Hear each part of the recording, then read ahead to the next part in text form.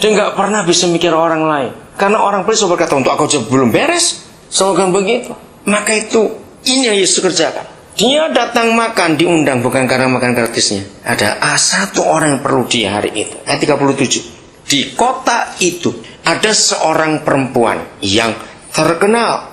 Kalau cuma baca stop terkenal ya bagus. Ya, tapi terkenal sebagai apa? Sebagai seorang perempuan, seorang berdosa. Diperhalus bahasa ini pelacur, ini mantan pelacur. Sampai hari ini memang tidak ada catatan yang jelas siapa perempuan ini, tapi semua kita percaya dia adalah perempuan yang di Yohanes pasal 8 yang pagi-pagi ketangkap basah berzina dan dibawa kepada Yesus oleh imam-imam itu, lalu mereka menjebak Tuhan Yesus. Nah ini antara kedaulatan dan kasih. Wah, itu luar biasa. Ketika imam-imam itu membawa perempuan ini, mereka sengaja mau menjerat Yesus. Menurut kamu ini orang diapakan? Karena ketahuan berbuat zina. Hukum Musa, ini orang dilempari batu sampai mati. Saudara coba bayangkan betapa sulitnya posisi Yesus hari itu. Dalam kedaulatannya ini kita mau pelajari.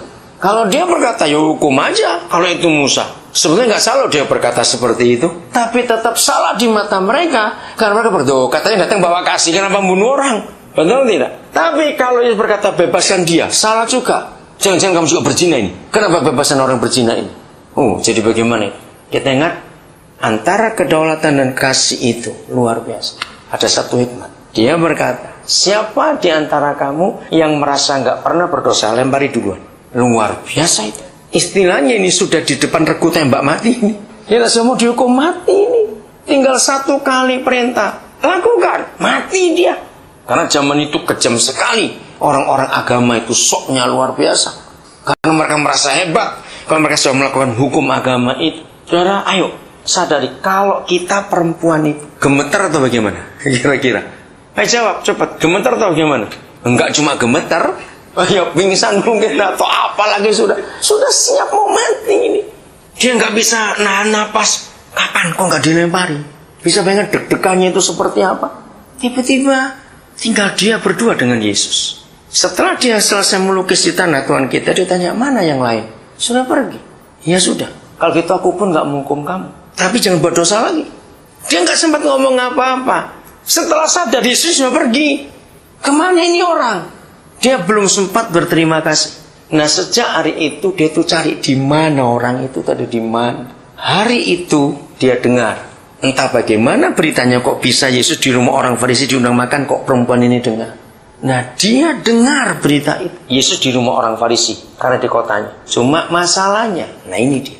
Tahu orang Farisi sikap terhadap orang berdosa? Wah, soknya luar biasa, bukan? Jadi untuk perempuan ini masuk ke rumah itu pun masalah besar lagi. Pasti diusir. Saudara bisa bayangkan seperti sekarang kita duduk bersama-sama di sini. Dia mundar-mandir di depan pintu dengan mikir masuk tidak, masuk tidak, masuk tidak. Bisa bayangkan mundar-mandir. Ayo kita belajar. Maka itu kenapa Tuhan itu sedih kalau kita nggak mengampuni orang lain. Karena dosa kita sebesar itu diampuni. Kenapa kita nggak mengampuni orang lain? Sebab bagaimanapun salah orang itu kepada kita, tetap salah kita kepada Bapa di surga jauh lebih besar. Dan dia mengampuni kita. Kenapa kita nggak mengampuni orang itu? Akhirnya perempuan ini berkeputusan. Mungkin saya berkata gini, terserah dia mau diusir, mau diludahi, mau diapa, pokoknya aku masuk. Aku harus ketemu orang itu untuk berterima kasih saja. Karena aku dibebaskan dari hukuman mati itu. Saudara, di sini kita melihat tapak dahsyat. Tapi kalau di imigrasi, walaupun nangis-nangis, ayo, kira-kira di sini masuk nggak? Kok mau ditolak? Mau nangis, mau apa? Pesawat. Iya, masuk pesawat suruh pulang. Kasih tisu aja. Nah, di situ nggak ada kasihnya, ya kedaulatan. Tapi Bapak kita tidak. Udah akhirnya dia nyerobot masuk. Bahwa Yesus sedang makan, ketika perempuan itu mendengar bahwa Yesus sedang makan di rumah orang Farisi itu, datanglah ia membawa sebuah buli-buli. Jadi bukan cuma botol parfum, buli-buli pualam dari porselen berisi minyak wangi. Sambil menangis, ia pergi berdiri di belakang Yesus dekat kakinya, lalu membasahi kakinya itu dengan air matanya dan menyekanya dengan rambutnya. Kemudian ia mencium kakinya dan meminyakinya dengan minyak wangi itu. Bayangkan, sebagai rasa terima kasihnya, Aku mau mati, bukan sudah mati sebetulnya. Tapi gara-gara kamu aku bebas sampai hari ini. Ini bukti aku terima kasih. Saudara, saya mau katakan kalimat ini. Maka itu kalau semua kita pernah sadar dan pernah ingat dan masih tahu, masih sadar sampai hari ini, bahwa kita ini harus sudah mati karena dosa yang kita buat. Tapi dia buat seperti itu. Maaf, jangan tersinggung lagi saya bicara ini. Kalau ada orang Kristen masih bisa pelit, pasti dia merasa, aku orang baik kok. Oh, dari kakek nenekku itu orang-orang baik. Bapak ibuku orang baik. Nah, orang yang merasa baik dari sononya, ngerti kata itu, maka dia nggak akan pernah bisa menghargai kasih karunia Tuhan. Karena dia merasa nggak berdosa kok. Betul nggak? Nah, orang itu pasti pelit. Apa-apa pasti dihitung. Tapi kalau kita sadar, ingat lagi selalu, neraka nggak pernah tutup. Bagi surga, dosa itu nggak ada SML. Loh, betul nggak? Small, medium, large.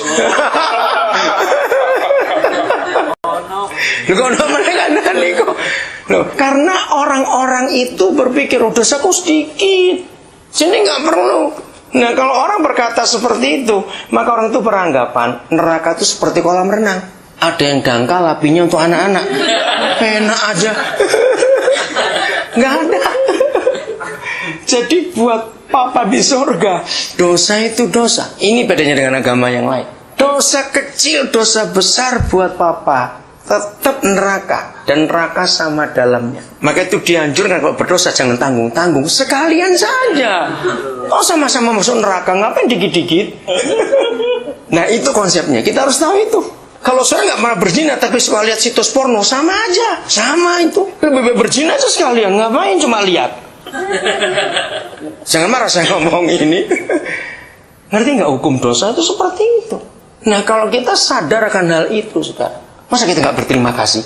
Saya punya pengertian begini, karena firman Tuhan. Jadi kalau dari kita bertobat umur 16, umur 20, sampai sekarang kita nggak pernah mencuri. Tapi dulu waktu masih SD, kelas 4, pernah pinjem pensil teman, nggak balik sampai hari ini. Loh, kenapa tertawa? Itu dosa juga, itu mencuri itu. Ingat loh, dosa itu dosa. Jangan pernah membeda-bedakan itu. Jangan, Pak. Ngerti sekarang saudara? Jadi apa yang kita mau balas kepada Bapa di surga? Maka itu kalau kita tahu dosa kita begitu besar diampuni, percayalah, dipanggil. Saya kira panggil masak malam-malam begini. Apa? Apa? Dipanggil Tuhan.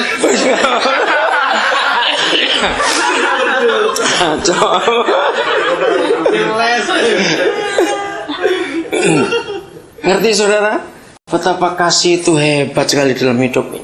Maka itu sungguh seperti perempuan ini. Kenapa dia nggak pelit? Karena di kisah yang lain Yudas itu protes. Kenapa itu minyak bang dibuang-buang begitu? Kenapa nggak dijual aja? Kasih makan orang miskin lebih baik. Kalau katanya bagus bukan? Nah, tapi Yesus berkata inilah sikap hatinya. Dia mau itu karena dia mau membalas kasih yang tak terbalas itu tadi. Ayo, sampai bulan Oktober mau habis lagi sudah ini. 10 bulan ini, maaf. Apa yang kita pernah buat? Oh, aku buat untuk Tuhan. Kelihatannya betul, tunggu dulu. Firman berkata, apapun yang kita buat untuk Tuhan. Tapi ke siapanya? Saudara-saudaranya yang paling hina itu. Ayo, 10 bulan ini, jujur. Apa yang kita buat untuk saudara Yesus yang paling hina? Jangan berkata, aku cuma masih kurang. Sampai tak bilang-bilang ini bungkuk-bungkuk gini misalnya. Ini bahasa Surabaya. Cari duit. Jangan saudara berkata seperti itu. Kalau kita tahu pengampunannya sebesar itu, jadi ukurannya itu di sini saudara. Maka itu 10 bulan ini, perhatikan, barang siapa punya apa? Harta duniawi, lalu melihat siapa?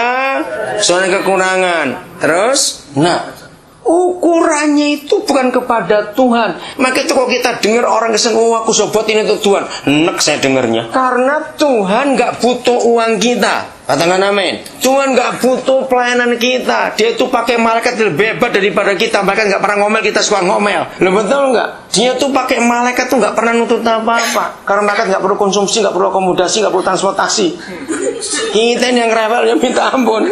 Maka itu yang berkata, aku melayani Tuhan loh, dari pagi sampai malam, Senin sampai ketemu Senin lagi. Hebat.